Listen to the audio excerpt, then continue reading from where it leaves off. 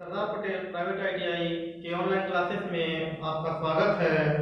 आज हम डिस्कस करेंगे फीटर ट्रेड थ्योरी के फर्स्ट ईयर सिलेबस के बारे में। तो जैसा कि आजकल दिन प्रतिदिन देखते हैं कि अब के जीवन में और पहले के जो लोग थे, पुराने जमाने के जो लोग थे, अब जमाना धीरे धीरे चेंज हो रहा है। पहले क्या होता था, इलेक्ट्रॉनिक या कोई भी चीज बड़े बड़े बनते थे, लंबाई चौड़ाई वजन क्या होता था, बड़ा होता था। लेकिन अब क्या है कि हमारा धीरे धीरे जो कंपोनेंट है वो छोटे बनते जा रहे हैं और उसकी जो उपयोगिता है वो बढ़ती चली जा रही है। तो उसी को देखते हुए हम एक ऐसे टॉपिक के बारे में डिस्कस करेंगे जो कि कम साइज में है और हल्का होता है, परंतु इसकी जो एक्यूरेसी और जो शुद्धता होती है वो बहुत ही अधिक होती है। तो आज का जो हमारा टॉपिक होगा वो है vernier outside micrometer.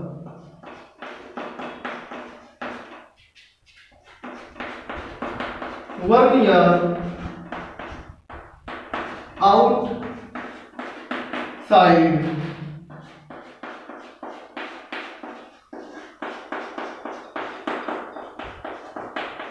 Vernier outside micrometer. तो आज हम डिस्कस करेंगे वर्नियर आउटसाइड माइक्रोमीटर के बारे में। तो सबसे पहले देखते हैं कि वर्नियर आउटसाइड माइक्रोमीटर का परिचय क्या होता है, इसे हम किस तरीके से यूज करते हैं। आइए देखते हैं सबसे पहले इसका इंट्रोडक्शन।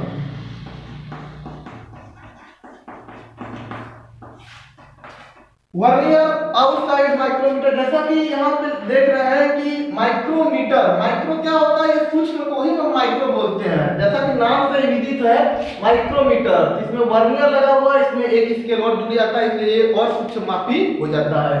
तो वर्नियर आउटसाइड माइक्रोमीटर एक सूक्ष्म मापी यंत्र है। इसकी सहायता से हम किसी भी कंपोनेंट या किसी भी जॉब के बाहरी भाग को बहुत ही सूक्ष्मता में मापते हैं।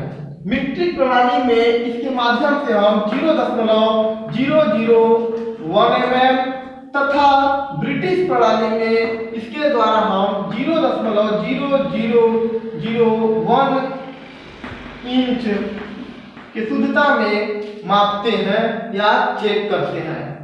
इसका आविष्कार सर जीन पाल्मर ने किया था। जो वर्नियर आउटसाइड माइक्रोमीटर है, इसका आविष्कार सर जीन पाल्मर ने किया था।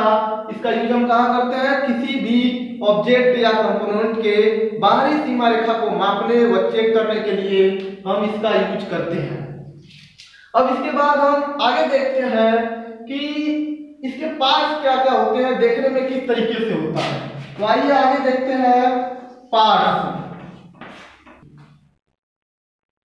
जैसा कि देख रहे हैं वर्नियर आउटसाइड माइक्रोमीटर का ये फिगर आपके सामने है।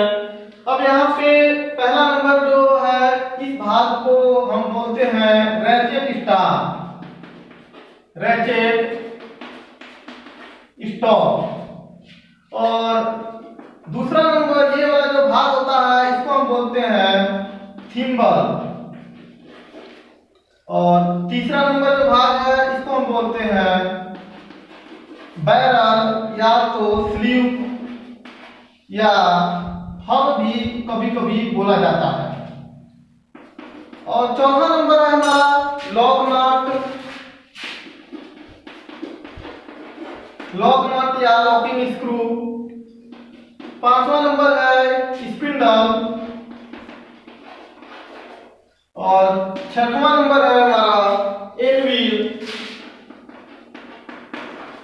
और 7 नंबर है फ्रेम। 8 नंबर है मेजरिंग सरफेस।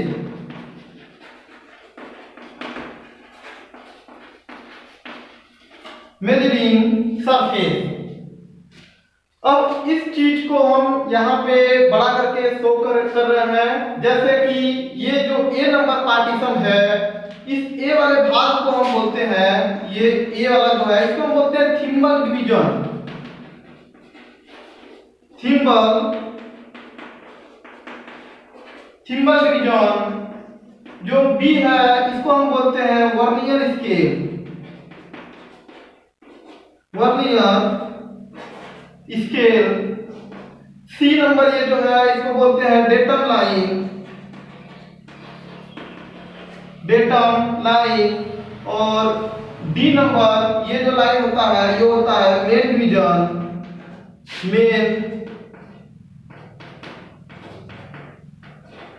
मेन डिवीजन या मेन स्केल। और जो ई नंबर है इसको हम बोलते हैं सब डिवीजन। तो आइए बारी बारी से हम जानते हैं कि इन सभी पार्ट्स का वर्नियर आउटसाइड माइक्रोमीटर में क्या यूज होता है। जैसे कि पहला नंबर है हमारा रेचेट स्टॉप। रेचेट स्टॉप एक ऐसा पार्ट है जिसके माध्यम से हम दाब को सुनिश्चित करते हैं। क्योंकि वर्कशॉप में या कहीं भी इंजीनियरिंग वर्क्स में कई प्रकार के कारीगर होते हैं और प्रत्येक कारीगर की जो माप लेने की तरीका होती है वो अलग अलग होती है। कुछ कारीगर ऐसे होते हैं जो कि कंपोनेंट को बहुत ज्यादा टाइट करके माप लेते हैं और कुछ ऐसे कारीगर होते हैं जो कि हल्का सा प्रेस करने पर भी माप ले लेते हैं। इसलिए सभी के माप में 0.1 या 0.2 mm का त्रुटि आ जाती है। तो इस त्रुटि को दूर करने के लिए हमें रेचेट स्टाफ का यूज करना चाहिए और इसी त्रुटि को दूर करने के लिए हम रेचेट स्टाफ को यूज करते हैं। रेचेट स्टाफ हमें तब तक घुमाना चाहिए जब तक चक चक का आवाज न आने लगे। यदि जॉब यहाँ पे प्रॉपर सही तरीके से क्लैंप हो जाएगा तो रेचेट स्टाफ आवाज आने लगेगा चक चक का, तो हमें समझ लेना चाहिए कि हमें रीडिंग ले लेनी है।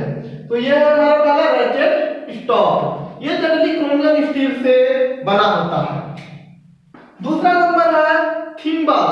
ये जो भाग देख रहे हैं आप यहाँ से लेकर के यहाँ तक ये लाइनिंग बनी हुई है जिसपे इसको हम बोलते हैं डायमंड नर्लिंग। ये नर्लिंग होती है क्योंकि हम जब बार बार घुमाते हैं इसको तो हमारा हाथ स्लिप ना करे, इसकी वजह से यहाँ पे नर्लिंग बनाई गई है। तो यहाँ से लेकर के यहाँ तक के भाग को हम बोलते हैं थिम्बल डिवीजन या थिम्बल बोलते हैं। थिम्बल को घुमाने से हमारा ये जो स्पिंडल है ये आगे पीछे मूवमेंट करता है। इसके बाद है तीसरा नंबर है बैरल। ये जो भाग होता है ये बैरल होता है जिसको हम स्लीव या हब के नाम से भी जानते हैं। इसमें हमारे मेन डिवीजन, सब डिवीजन और वर्नियर डिवीजन बने होते हैं। और चौथा नंबर जो है हमारा वो है लॉक नट। लॉक नट का कार्य होता है रीडिंग को लॉक करना। क्योंकि हम जब यहाँ पे मेजरमेंट ले रहे हैं तो मेजरमेंट लेने के बाद यदि हमें रीडिंग को लॉक कर देना चाहिए ताकि हम जब भी रीडिंग को देखें तो हमारा जो स्पिंडल है वो आगे पीछे मूवमेंट न होने पाए। उसके बाद है स्पिंडल। पांचवा नंबर है स्पिंडल। स्पिंडल क्या होता है कि ये गोल थ्रेडेड रॉड होती है। इसके एक सिरे पर चूड़ी कटी होती है और दूसरा सिरा जो रहता है वो प्लेन होता है। इसके माध्यम से हम क्या करते हैं, ये जो इसका थ्रेडेड चूड़ी है ये इसके अंदर कसी हुई होती है, तभी हम इसको घुमाते हैं तो ये स्पिंडल आगे पीछे मूवमेंट करती है। और इसके जो पॉइंट है इसके पॉइंट पर कार्बाइड टिप लगी होती है ताकि बार बार मेजरमेंट लेने पर ये घिसे न, ताकि इसकी एक्यूरेसी खराब न हो। जनरली ये सब क्रोमियम स्टील के बने होते हैं। जो ये स्पिंडल है जनरली क्रोमियम स्टील से बनाया जाता है। और आगे है हमारा 6 नंबर है एनविल। ये जो एनविल होता है ये स्पिंडल के सामने वाला भाग होता है जिसके पॉइंट पर कार्बाइड टिप लगी होती है। इस कार्बाइड टिप से क्या होता है कि हमारा मेजरिंग सरफेस घिसता नहीं है। आगे है फ्रेम। ये 7 नंबर आप देख रहे हैं, ये जो सी आकार का दिख रहा है ये इसको हम बोलते हैं फ्रेम। यह रेडी अच्छा लेटेक्टर सी आकार का बना होता है जिस पर इसकी रेंज लिखी होती है। देखिए यहाँ पे इसका रेंज लिखा हुआ है 0 से 25 mm। 0 से 25 mm इसका क्या है रेंज है। यदि ये ब्रिटिश का होगा तो 0 से 1 इंच या 1 से 2 इंच इस प्रकार से पाया जाएगा। और इसी फ्रेम पर इसका लिस्ट अकाउंट भी लिखा होता है, अल्पतमांक लिखी होती है। जैसे 0.001 mm इसकी क्या है अल्पतमांक है। और उसके बाद क्या है कि फ्रेम पर इस कंपनी का नाम लिखा रहेगा। जैसे मिट्यूटो या अदर कोई कंपनी रहेगा तो उस कंपनी का नाम इसी फ्रेम पर अंकित रहता है जिसके माध्यम से हम पहचान करते हैं कि यह किस कंपनी का वर्नियर आउटसाइड माइक्रोमीटर है। अब हम यहाँ पे देख लेते हैं थोड़ा कि ये जो ए नंबर है ये क्या है थिम्बल डिवीजन। ये थिम्बल डिवीजन क्या है कि जनरली जो माइक्रोमीटर जो साधारण माइक्रोमीटर होते हैं ठीक उसी प्रकार से ये थिम्बल डिवीजन का लाइनें बनी होती हैं। इसके एक खाने का मान 0.01 mm होता है, 1/100 mm कह सकते हैं। इसके बाद है दूसरा नंबर हमारा वर्नियर स्केल। यह देखिए जो वर्नियर स्केल है ये एक नया स्केल इसमें जुड़ गया है, इसीलिए इसका नाम वर्नियर आउटसाइड माइक्रोमीटर है। इस वर्नियर स्केल पर 10 लाइनें बनी होती हैं और इसके 9 लाइनों के बराबर होती है। आगे है हमारा तीसरा नंबर डेटम लाइन। ये जो लाइन देख रहे हैं जिसके ऊपर मेन डिवीजन और नीचे सब डिवीजन दिखाई दे रहा है, इसको हम बोलते हैं डेटम लाइन। इसके बाद है डी नंबर मेन डिवीजन। तो डेटम लाइन के ऊपर जो होती है उसको हम मेन डिवीजन बोल रहे हैं, और जो डेटम लाइन के नीचे है इसको हम सब डिवीजन के नाम से जानते हैं। अब इसके बाद हम आगे चर्चा करेंगे प्रिंसिपल के बारे में कि यह जो वर्नियर आउटसाइड माइक्रोमीटर है यह किस प्रिंसिपल अर्थात किस सिद्धांत पर कार्य करता है।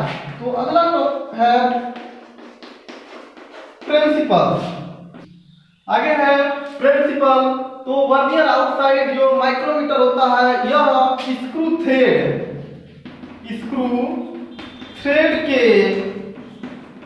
लीड व पिच के सिद्धांत पर बनाया गया है, जो कि नट और बोल्ट के तरह कार्य करता है। यह जो होता है vernier outside micrometer screw thread के लीड और पिच के सिद्धांत पर बनाया गया है, जो कि नट और बोल्ट की तरह कार्य करता है। इसके बाद हमारा अगला जो प्रोसेस है वो है हमारा लिस्ट अकाउंट का।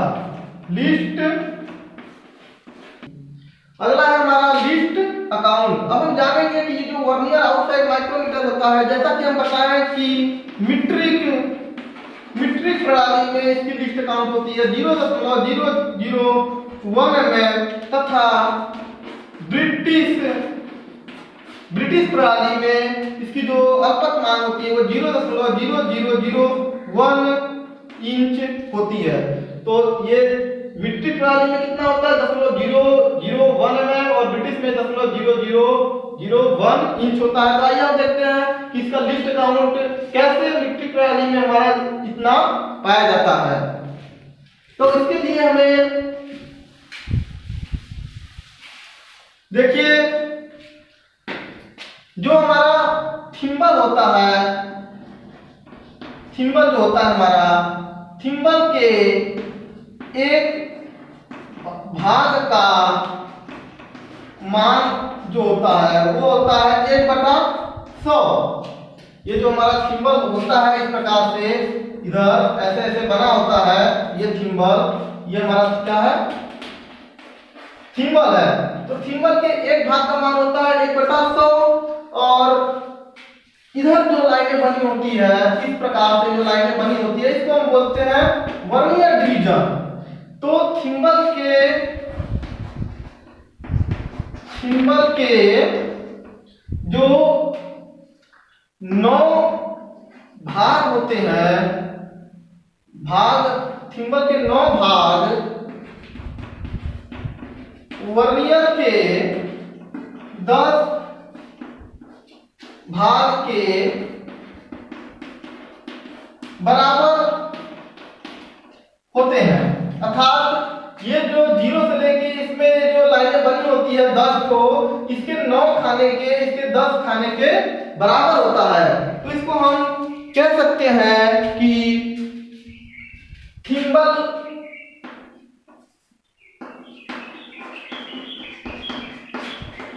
के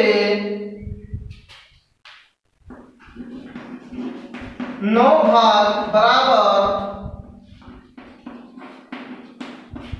वर्नियर के 10 भाग। तो यदि हमें वर्नियर के एक भाग बराबर क्या हो जाएगा, वर्नियर के एक भाग का मान कितना आ जाएगा 9/10 क्या थिम्बल के भाग। ठीक है, अब हमें क्या करना है, वर्नियर के एक भाग बराबर थिम्बल के 9/10। ठीक है, तो थिम्बल के एक भाग का मान कितना है हमारा 1/100। तो 9 भाग का मान कितना होगा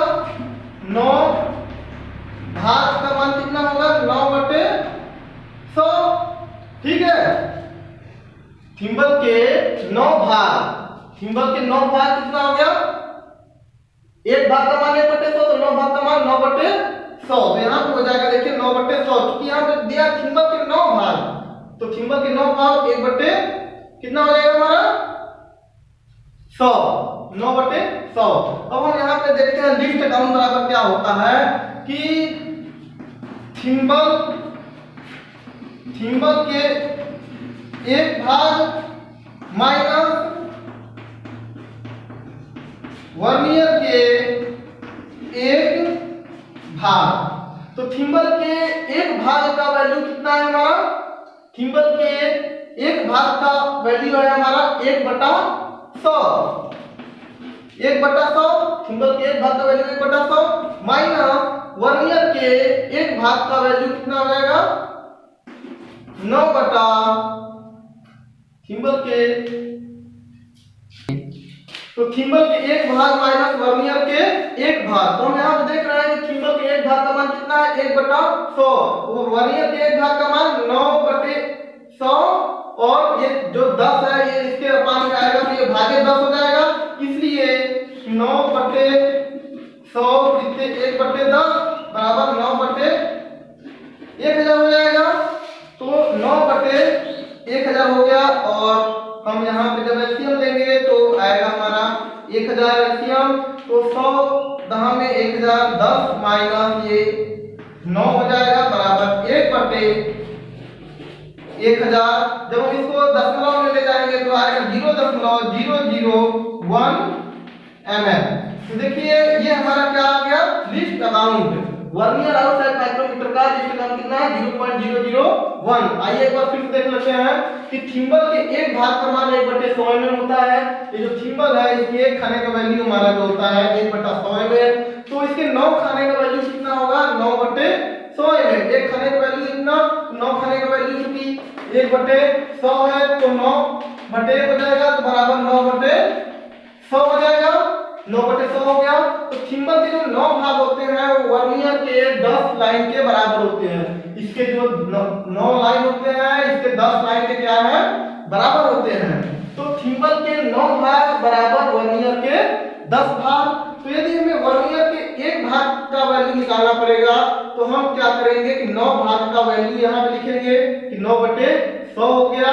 उसके बाद ये जब वर्नियर के 10 भाग है तो ये इसके नीचे चला जाएगा, 1 भाग का निकालना है तो हमारा क्या होगा 9/100 कितने 1/10 भाग है, तो गुणा पे होगा तो ये चेंज हो जाएगा, 1/10 हो गया, तो 9/1000 हो गया। आगे है हमारा ये फार्मूला है कि लिस्ट अकाउंट बराबर थिम्बल के 1 भाग का मान माइनस वर्नियर के 1 भाग का मान। तो थिम्बल के 1 भाग का मान होता है हमारा 1/100। थिम्बल के 1 भाग का मान कितना है 1/100। अब यहाँ माइनस है तो माइनस लगा दिए, और वर्नियर के 1 भाग का मान तो 9/1000। अब हम एलसीएम लेंगे तो हमारा आएगा 10 - 9 हो जाएगा 1/1000, और इसको जब दशमलव में चेंज करेंगे तो हमारा आएगा 0.001 mm। तो ये हमारा है लिस्ट काउंट निकालने का विधि 3।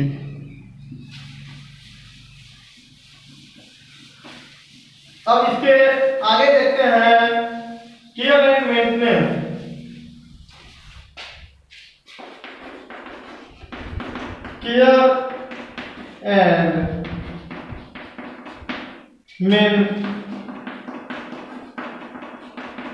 केयर एंड मेंटेनेंस, अर्थात वर्नियर आउटसाइड माइक्रोमीटर में क्या हमें मेंटेनेंस या किस चीज को केयर करना चाहिए। तो कई बातें हैं जो कि हमें केयर रखना चाहिए। जैसे पहला है कि कार्य के अनुसार हमें वर्नियर आउटसाइड माइक्रोमीटर का चयन करना चाहिए। जैसा हमारा कार्य हो उस कार्य पर यदि हमें इसका यूज करना है तो उस कार्य के अनुसार हमें इसका चयन करना चाहिए। दूसरा नंबर है कि वर्नियर आउटसाइड माइक्रोमीटर यूज करने से पहले हमें इसके एरर को चेक करना है, इसमें शून्य त्रुटि है या नहीं है।